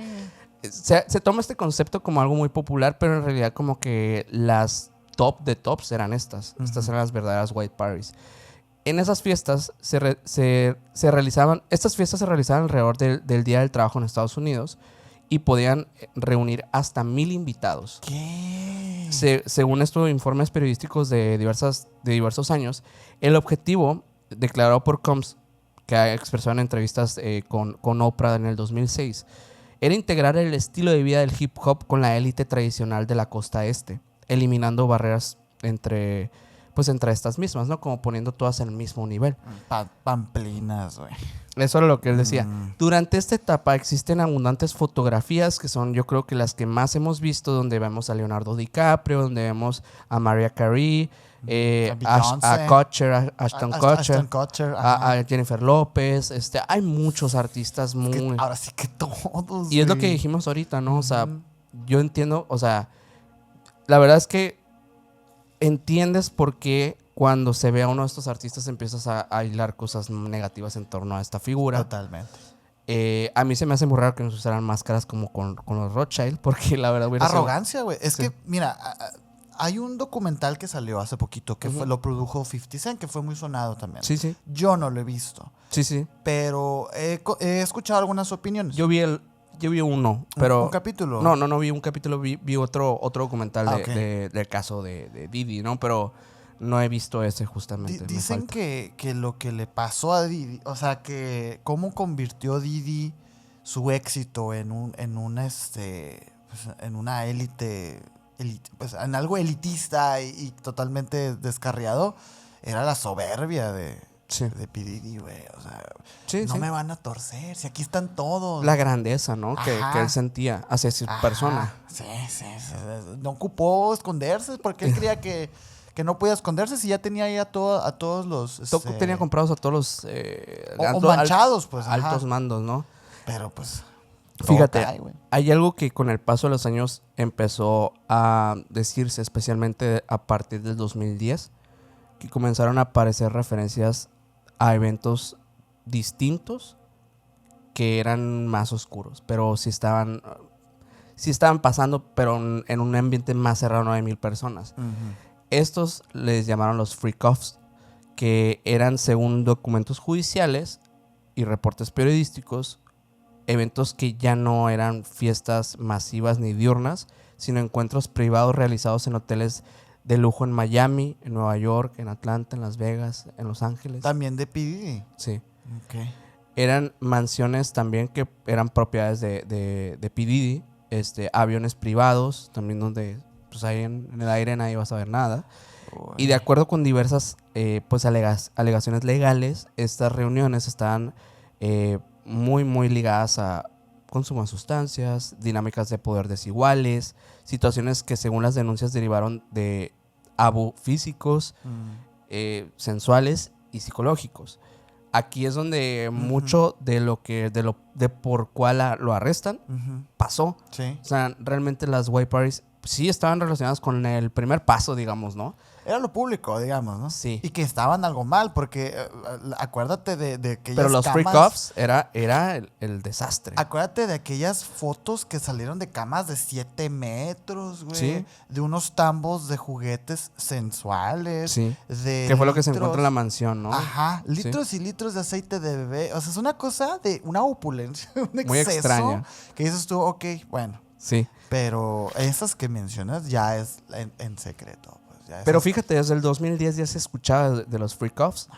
O sea, hasta el 2024 fue cuando ya las autoridades pues allanaron las dos propiedades de Combs, y en una que fue en Miami y otra que fue en Los Ángeles, donde ya encontraron estas botellas, donde encontraron dispositivos electrónicos fálicos. Sí, material audiovisual que según reportes oficiales está siendo analizado. Pero si ya le van a dar sentencia, ¿qué no? Sí, creo que ya se la dieron, pero... Y de que bien poquito... 2 años, Mike. 2 años. No sé. Tengo que ver, tengo que revisar bien este tema, pero sí, la verdad es que a mí lo que se me hace muy raro es que sí es cierto que estas fiestas, o sea, vienen pasando desde hace muchos años, pero lo que se me hace extraño es... 4 años, dice Es que Mike. tomaron una decisión. Cortarle la cabeza a alguien para revelar el secreto. ¿Por qué hasta ahorita y por qué con él? Es lo que a mí se me hace raro. Porque estas fiestas no son nada más de esta persona. O sea, no creo que sea un solo organizador. No, si nomás vean en la cara a Leonardo DiCaprio. Sí. Y digo, vean simplemente también lo que pasó con el caso de Jeffrey, ¿no? Jeffrey también hacía estas fiestas, pero en una isla privada. No, y Harvey Weinstein. También. Sí, es cierto, te voy a decir algo. Y no sé si sea algo bueno o estamos cayendo en una gigantesca trampa de la élite, pero ¿no te da a ti la impresión de que cada 5, 10 años cae una cabeza grande de Hollywood? Grande entre comillas. Pues se supone que muy grande. Harvey Weinstein era bien grande, güey. Y luego también el Kevin Spacey era grande. Jeffrey, pues era grande. Pero ¿será que hasta que dejan de facturar lo que facturaban? Yo no sé. O sea, yo no sé qué. No, o sea... Porque, bueno, por ejemplo, ahorita Kevin Spacey que mencionaste, pues él... Ya está suelto. Sí, y además él ya estaba en un limbo... en un limbo en su carrera. O sea, en ese momento sí había sacado, obviamente, una serie muy famosa, pero ya tenía un buen rato que la había sacado. O sea, como que siento que lo agarran en el timing perfecto. Sí, eso es innegable. O sea, porque ese tipo de operativos la élite no los desprende al azar. El tomar una decisión de vamos a cortarle la cabeza a Puff Daddy, que tiene 20 años, güey, portándose mal, ¿por qué ahora? Esa es la pregunta, el por qué ahora. No sé si podemos permitirnos pensar de una manera optimista y decir, bueno, quizás si todo este esfuerzo que muchas organizaciones están haciendo del tema Me Too y estas cosas estén surtiendo efecto. Sí. Pero no sé si esa es una manera muy optimista de verlo o si de verdad pues nos están dando tole con el dedo. El hecho de que a Pop Daddy le den 4 años pues es absurdo, Sí. es completamente irreal. Sí. Entonces, yo no sé qué está pasando con Hollywood, güey. Me gustaría entrar a un tema que creo yo que también nos puede dar para algo, a lo mejor más adelante, digo, en algún otro episodio. Pero, bueno, estas élites que ahorita, pues, como lo dices, ¿no? Pues le cortan la cabeza. Pero ¿quién está cortando la cabeza? Exacto. Bueno, eso no lo sabemos. No Eso sabemos sí, quién. lo sabemos. Pero ¿será cierto que estos personajes que llegan a ser muy famosos, llegan a ser mediáticos y gigantescos, tienen que de cierta forma rendir un culto a alguien o a algunos o a algo? Y es que eso es, bueno, es algo que yo me pregunté y también hay una asociación directa que, pues, que hemos visto a lo largo de estos años, que muchos artistas y muchos shows y performance han derivado de cosas que parecen ser ritualizadas. Y yo no sé si esto sea como el símbolo de que, oigan, recuerden que yo continúo aquí con ustedes y que yo los voy a respaldar. O si sea realmente un culto a una entidad a la cual se le está rindiendo algo. Ahí sí vamos a entrar ya en un tema muy oscuro, güey. Sí. Muy oscuro. Yo te quiero contar de alguien, de hecho. Sí. Michelle Lamy. ¿La has conocido? ¿La has visto por ahí? No, me suena, pero no estoy seguro de qué es, ¿eh? Michelle Lamy es una figura underground. Es una figura, es un artista underground, ¿sabes? Como de la contracultura y de la moda contemporánea, ¿no? Ella es conocida por su estética extrema. De hecho, sus fotos son muy populares, ¿no? Muchas personas lo ubican por su estética, pues, ¿no? Es muy oscura y así. Su presencia performática y por ser, bueno, también se tiene que decir, pareja y colaboradora creativa de un diseñador llamado Rick Owens. Alrededor de ella, bueno, se ha construido ahora sí que toda una aura de mito y como de ritual y de controversias alrededor de toda su figura, porque todo eso está alimentado por tanto por su obra como por también las lecturas simbólicas de las personas que la ven en redes sociales y teorizan y entran mucho en el ámbito de la conspiración, porque es de esas artistas que parecen estar dando mensajes todo el tiempo. Ella nació en Francia y se movió entre derecho, cine, arte y performance antes de instalarse en Los Ángeles en los 90. Y ella tiene un buen rato trabajando en estas esferas, pues, ¿no?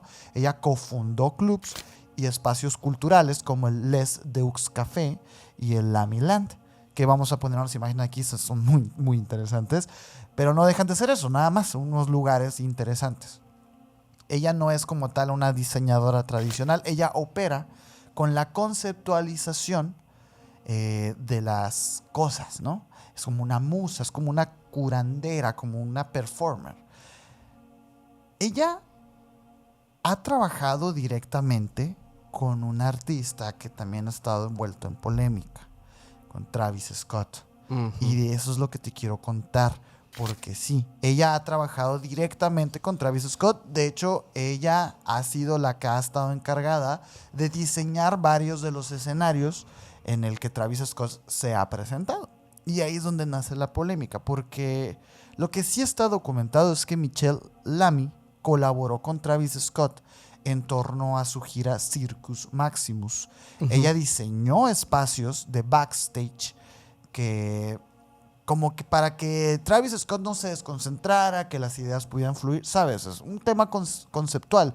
Ella en una entrevista muy reciente confirma esto y dice que ella fue contratada para diseñar y conceptualizar el The Glade, que es este espacio de refugio y de creatividad detrás de los escenarios de la gira de Travis Scott. Sin embargo, ella también ha trabajado en otras giras y en otros, como digamos, conceptos. Pues la propia Lamy ha hablado de que este trabajo ha sido como una intervención estética y arquitectónica que busca crear como este lugar seguro para Travis Scott, donde él pueda fluir creativamente, ¿no? Eso es lo que ella ha trabajado con Travis Scott y lo que de verdad está como comprobado, vamos a decirlo. El año pasado, en 2025, se difundieron unas fotos y quiero ponerlas aquí, estas fotografías. Se encuentra Travis Scott y Michelle Lamy juntos como en un cuarto, güey. En un cuarto donde está así como unos sillones muy, muy grandes y son fotos muy extrañas. Tienen una vibra muy rara esas fotos.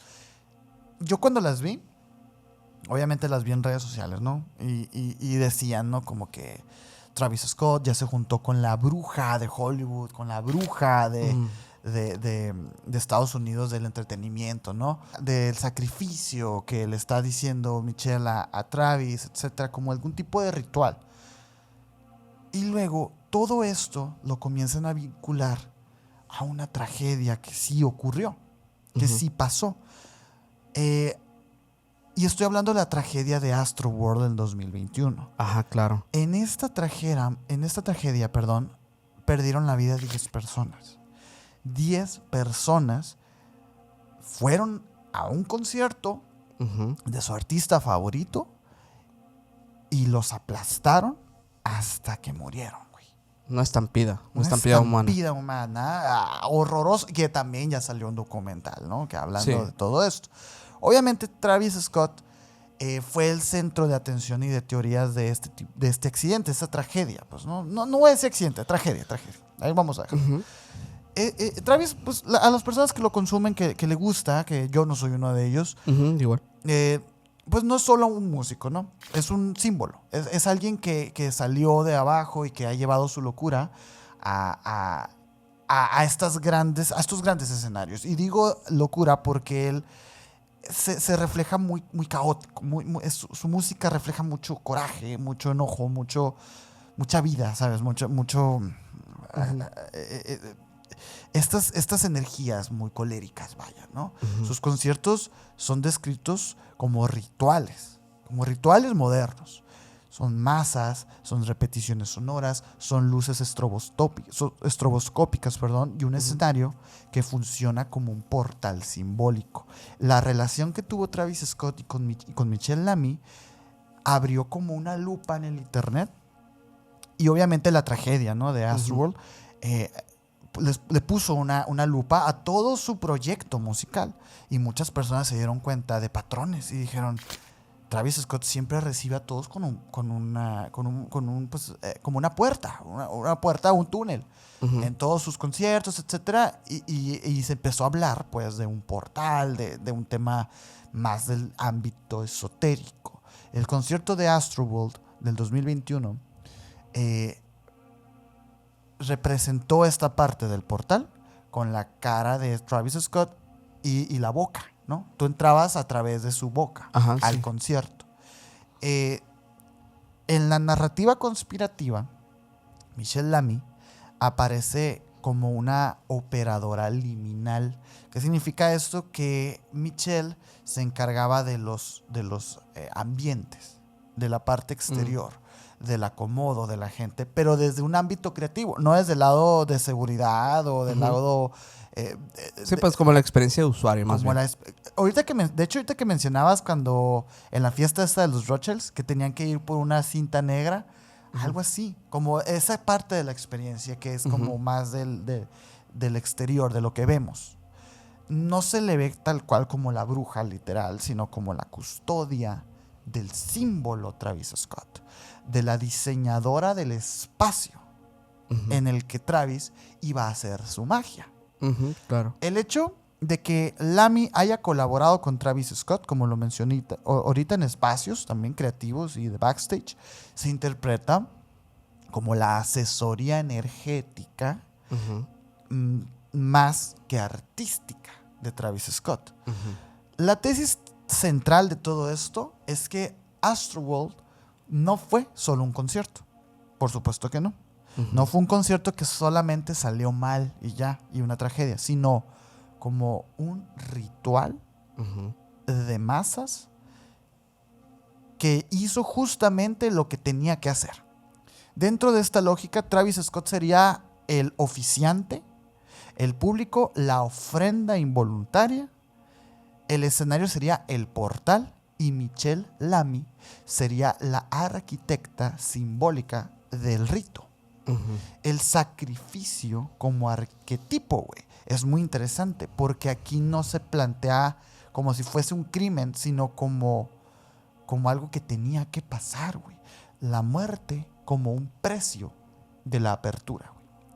El caos que pasó, en realidad lo que pasó fue que personas se volvieron locas, se emocionaron tanto que se aplastaron entre ellos. Que derribaron unas vallas, ¿no? Derribaron unas vallas, hubo un descontrol, que eso en términos de seguridad así civil, pues es caos, ¿no? Sí. Pues el caos aquí era un catalizador más que un efecto. Era lo que tenía que pasar.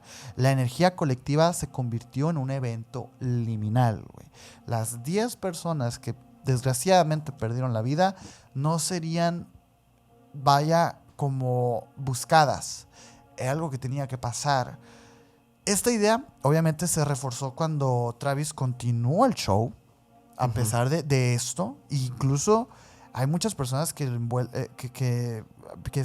presenciaron esto. Yo no lo presencié, una disculpa, pero lo presenciaron como o Travis no se está dando cuenta de esto o Travis quería esto, güey. Porque él siguió el show. El público describió que además de esto, durante el show sintieron como que estaban en un trance. Y es algo que se ha repetido en varios conciertos de varios artistas. Frases como "See you on the other side" era algo que se repetía y se repetía y se repetía. Sí. Astroworld fue un ritual moderno que cruzó el límite que no debía de cruzarse, porque aquí perdieron la vida personas. Sí. Michelle Lamy no sería, digamos, como la culpable legal de eso. No pudiéramos meter a Michelle Lamy a la cárcel. No, sino... Pero sí es parte, güey, del imaginario que permitió que este espectáculo se convirtiera en una tragedia, pues, ¿no? Y la tragedia no solo sería el accidente, sino la manifestación física de un símbolo que fue llevado demasiado lejos, güey. En este capítulo hemos hecho varias hincapiés bueno, hasta aquí estamos bien o hasta aquí estamos mal, ¿no? Yo creo que aquí sí se cruzaron límites, güey. Con Travis, sí. Es que no quiero decir que en realidad esto fue lo que pasó, ¿no? Pero es una lectura. Es una lectura de la tragedia y me parece muy válida, güey, verlo de esa manera. ¿Tú crees que adoraban a alguien con esto? Sí. Yo no sé a quién. Quizás, y es que fíjate, a lo mejor ni siquiera necesitábamos la ayuda de una deidad como tal. A lo mejor y nada más era para Travis. O sea, Travis siendo como la figura central a quien adorar.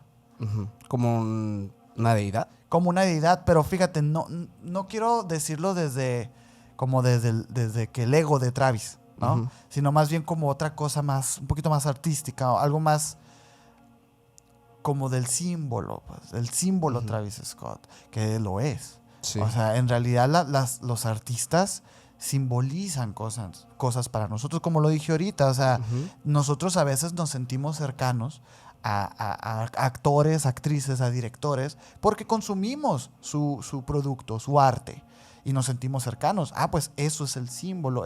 Nos sentimos cercanos al símbolo, más no a la persona. Y eso no tiene que ver con ego, tiene que ver más bien con expresión artística. Es lo que yo opino. Pero no sé, a mí sí se me hizo que se pasaron de las cucharadas aquí. Sí, porque bueno, luego también no parece tanta casualidad, pues, que existen como muchas simbologías así bien extrañas en los espectáculos, ¿no? O sea, que tú piensas, pues es que, o sea, entiendo que sea artístico, pero ¿qué tiene que ver eso con tu música? Exacto. O sea, ¿qué tiene que ver lo que tú tú como artista, como conceptualmente, tu música, o sea, lo que tú reflejas como tu arte o producto sin un cantante, pues es la música, ¿no? Sí, fíjate que el año pasado yo escuché por ahí un comentario que hablaban de la música regional. de la música regional que ahorita ya sabes que está conquistando el mundo, ¿no? La música regional mexicana, específicamente. Sí, porque regional de dónde. Ajá, sí, ¿de qué región, no? Sí. Pues la música regional, es que así se le dice, hombre, ese es el género. Sí. Decían que los artistas ahora como parecen más pues, como raperos, ¿no? Tatuados, Sí. y es justo eso, o sea, como que qué coherencia tiene tu imagen con tu música. Digo, a mí ese tipo de expresiones me gustan porque amplían la gama de posibilidades. Digo, si tú tocas en una banda norteña, no por eso tienes que usar un sombrero. O sea, está interesante. Sí, pues. pero yo hablo de algo más. Hay más, exactamente. Eso es lo que yo quería como matizar, pintar sí, la línea. Pues, sí, ¿no? o sea, ahí, digo, Hay me veces encontré que yo en sí, hay una veces pequeña que no. búsqueda que hice así en el momento que me empecé a preguntar pues si realmente existían como estos shows que parecían más tirados a un ritual o algo así. Y por ahí encuentras a Madonna, encuentras a Beyoncé, a Kanye West, o sea, y hacen unas cosas, digo, Madonna ya parece como una clase de sacerdotisa o algo así. Beyoncé también sale como una reina que parece como una aparición mariana o algo así. Ah, sí, es cierto. Tiene Cuando cosas, estuvo embarazada, elementos, ¿no? sí, elementos muy extraños. O Sí, sea, sí. yo la verdad sí pienso que tienen algo más que decir que solamente la música y un concepto. Yo creo que hay alguien que está detrás de todo esto haciendo que las personas que van a ver estos conciertos de miles y miles de aforos, pues se lleven un mensaje tal vez por debajo de la música. O sea, la música es la capa del disfraz, pero detrás de eso, o debajo de eso, hay otros mensajes que están ocultos que nos están queriendo decir o de cierta forma hacer que nuestro cerebro lo relacione o lo conecte con eso, ¿no? Que empieces a...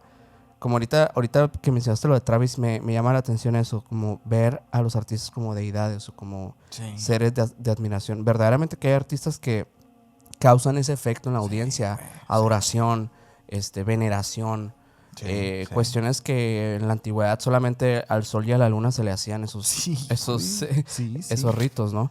Ahorita, antes de empezar a grabar, tú me mencionabas algo de Lady Gaga. Sí. ¿Qué pasó con Lady Gaga? O sea, ¿qué es lo que querías contarme? No mucho. De hecho, justamente eso, ¿no? Que ella es una de estas artistas que siempre ha estado en el centro de la atención en este 100%. tipo de cuestiones de los mensajes subliminales o conceptuales detrás de los shows, ¿no? Por eso me acordé, porque Lady Gaga ha sido eso toda su carrera. Sí. Wey. Sí, hay quienes hablan pues de que ella tiene también como ciertas cuestiones como referencias a rituales de sacrificios y veneraciones y cosas así. ¿Has escuchado esa historia? La de la amiga. No he escuchado como tal su historia. Sé que hay una historia ahí muy oscura. Sí. Que, bueno, yo creo que si la gente quiere, podríamos ver si hacemos un episodio a lo mejor de algo de artistas o de Lady Gaga o de Justin Bieber o de no sé. Hay mucho todavía. Pero yo creo que ya veremos después de este episodio, porque la verdad es un episodio muy diferente, que no está en la línea temática que hemos estado abordando últimamente, pero pues quisiera ver qué dice la gente, si le gustaría otra entrega, ya sea de estos artistas, que hablemos de una temática más general de diversos artistas. O más específica. También. Pues pónganlo en los comentarios. Me gusta la idea, pero sí, pues tienen que comentar, tienen que dejar sus comentarios. Y que lo vean, ¿no? Que vean este video, que dejen su like y todo eso para que más gente llegue y lo vea. Y nosotros nos animamos para hacer otro episodio. me gusta la idea.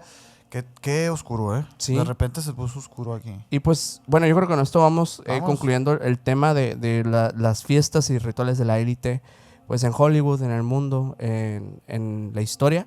Esperamos lo hayan disfrutado muchísimo. Muchas gracias por llegar hasta el final. Si te ha gustado y si te ha interesado este tema, por favor, como lo dije ahorita, deja tu like, comenta por acá abajo, que ayuda muchísimo a nosotros también conocer, pues, tus intereses, ¿no? ¿Qué es lo que te gusta? Si quieres que no hablemos de eso otra vez, pues también ponlo. Nunca. Nunca. Pero ponlo. Pero ponlo. Eso es lo importante. Sí. Suscríbete a este canal también si te ha gustado y síguenos en todas las redes sociales como Emisiones Podcast. A mí me puedes seguir como Minor Cordón en Instagram. A mí como Castillón Sergio en Instagram. Y a Mike que estuvo atrás en los controles. El Mike dándonos información, ¿no? O sea, muy certera. Así. Algo sabe. Algo sabe. Como Michael99 en Instagram. Si no, tiene 2 canales de YouTube para que vayan y lo sigan. Ya saben, todas las redes sociales aparecen aquí para que no tengan pierde, ¿no? Hay links, nomás le picas y te llevan y es fácil, es gratis. Bueno, muchísimas gracias y ahora sí nos despedimos y nos vemos en el próximo video. Bye.